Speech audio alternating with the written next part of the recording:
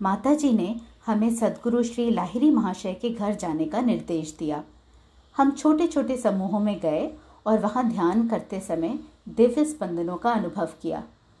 प्रत्येक क्रिया योगी श्री लाहिरी महाशय से अवगत है और जिसने भी योगी की आत्मकथा पुस्तक पढ़ी है वो श्री लाहिरी महाशय को उस गुरु के रूप में मानते हैं जिन्होंने क्रिया योग के अभ्यास को पुनर्जीवित किया। कई सुषुम्ना क्रिया योगी जो श्री लाहिरी महाशय से अनजान थे, उन्हें उनके सपनों में महान गुरु के दर्शन और मार्गदर्शन का आशीर्वाद मिला हुआ था। केवल बाद में उन्हें पता चला कि ये श्री लाहिरी महाशय थे जिन्हें उन्होंने अपनी दृष्टि में देखा था। श्री श्री श्री महाअवतार बाबा जी ने दिव्य दर्शन देकर श्री लाहिरी महाशय को क्रिया योग के अभ्यास में शामिल किया और श्री लाहिरी महाशय को इस दिव्य ज्ञान को दुनिया में फैलाने का निर्देश दिया। श्री लाहिरी महाशय एक महायोगी थे जिन्होंने एक गृहस्थ के रूप में अपने कर्तव्यों का पालन करते हुए लाखों लोगों में दिव्य ज्ञान और क्रिया योग के लाभों का प्रसार किया और उन्हें आशीर्वाद दिया।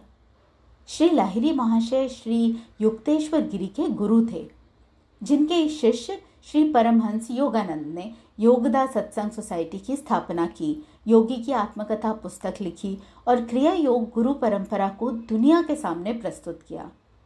भले ही श्री लाहिरी महाशय ने अपने भौतिक शरीर को छोड़ दिया था, ऐसा लगता है कि श्री लाहिरी महाशय की आध्यात्मिक सुगंध अभी भी उस घर में व्याप्त है। क्रिया योगियों द्वारा श्री लाहिरी महाशय की पूजा परब्रह्म श्यामाचरण लाहिरी महाशय के रूप में की जाती है। इस महान गुरु का जन्म 30 सितंबर 1828 को हुआ था और उन्होंने 26 सितंबर 1895 को अपने भौतिक शरीर को छोड़ दिया था।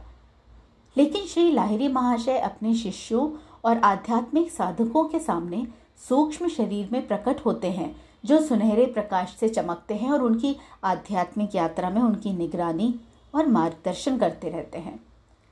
क्रिया योगियों के शिष्यों द्वारा दर्शन के लिए श्री लाहिरी महाशय के बिस्तर को फूलों से सजाया गया था।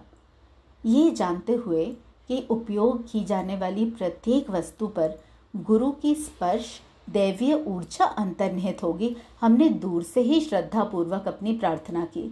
हमने कुछ समय के लिए सुषुम्ना क्रिया योग ध्यान का अभ्यास किया और अद्भुत स्पंदनों का अनुभव करने के बाद बाहर आ गए, ये सोचते हुए कि क्या हमें ऐसा दिव्य अनुभव प्राप्त होता अगर हम अकेले काशी आते। ये सोचते हुए हम अपने कमरों में लौट आए। हमें एक बार फिर सुषुम्ना क्रिया योग स्वयं सेवकों की टीम को बधाई देनी थी।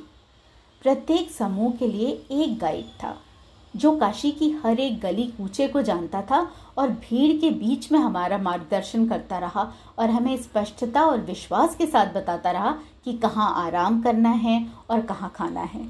उनके आतिथ्य ने हमें सोचने को मजबूर कर दिया कि क्या हमारे अपने बच्चे भी इतना ख्याल रखते हमारा।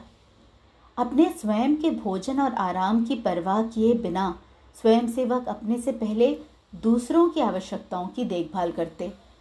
कई बार उनका ब्रेकफास्ट, लंच या डिनर मिस हो जाता था। ध्यान सत्र के दौरान भी वे लगातार सभी का देखभाल और मार्गदर्शन करते रहते।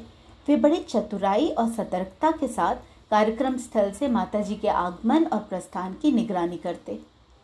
बाद में मुझे पता चला कि इतनी मेहनत और लगन के साथ इतनी मेहनत करने के लिए उन्हें माताजी द्वारा विशेष रूप से पुरस्कृत किया जाएगा। सभी सुषुम्ना क्रिया योगियों के अपने अपने स्थानों के लिए रवाना होने के बाद केवल स्वयं सेवकों को 2 से 3 दिन विशेष रूप से माताजी के साथ बिताने को मिलते हैं, जहां विशेष ध्यान सत्र आयोजित किए जाते हैं और माताजी उन्हें दिव्य ऊर्जा का आशीर्वाद देती हैं जो उन्हें पूरे 1 साल तक चलती है। इसके बाद स्वयंसेवक नए जोश और उत्साह के साथ अपनी दैनिक दिनचर्या में लौट जाते हैं।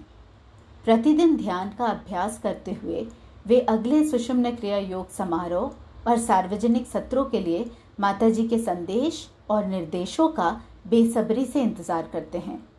जबकि ऐसा लगता है कि ये सुषुम्ना क्रिया योग स्वयंसेवक भाग्यशाली हैं। केवल वही जो पूर्ण रूप से समर्पित हैं, उन्हें ही माताजी का आशीर्वाद प्राप्त है। यद्यपि ऐसा प्रतीत होता है कि माताजी लंबे समय से दूर हैं और दृष्टि से दूर हैं और जैसे कि उन्हें कुछ भी ज्ञात नहीं है। किंतु परम गुरु और माताजी लगातार निगरानी कर रहे हैं कि स्वयंसेवक नियमित रूप से ध्यान कर रहे हैं और समर्पण के साथ काम कर रहे हैं या नहीं। ऐसे कई अवसर और उदाहरण हैं जो माताजी की सर्वव्यापकता के प्रमाण हैं। यदि कोई स्वयंसेवक सोचता है कि माताजी बहुत दूर हैं और उनकी हरकतों से माताजी को पता नहीं चलेगा, तो वे दुर्भाग्य से गलत हैं और वे माताजी के नज़रों से बच नहीं सकते। किसी भी क्रिया योगी के प्रति कोई अनादर या लापरवाही, परिचित क्रिया योगियों के प्रति अतिरिक्त सम्मान या कोई पक्षतापूर्ण रवैया हमेशा माताजी के ध्यान में आ जाता है। माताजी बार बार सभी को सावधान करती हैं कि माताजी प्रत्येक के भाव से अवगत हैं और भूल जाना मानव स्वभाव भी है। सांप सीढ़ी के खेल की तरह केवल गुरु ही जानते हैं कि कौन सीढ़ी पर चढ़ेगा और कौन सबसे निचले स्तर पर गिरेगा। स्वयंसेवक को अपनी गलतियों के लिए पश्चाताप के बाद उन्हें फिर से माताजी का आशीर्वाद प्राप्त होता है। हालांकि ये अजीब उतार चढ़ाव है, किंतु ये एक सुखद आध्यात्मिक यात्रा भी है।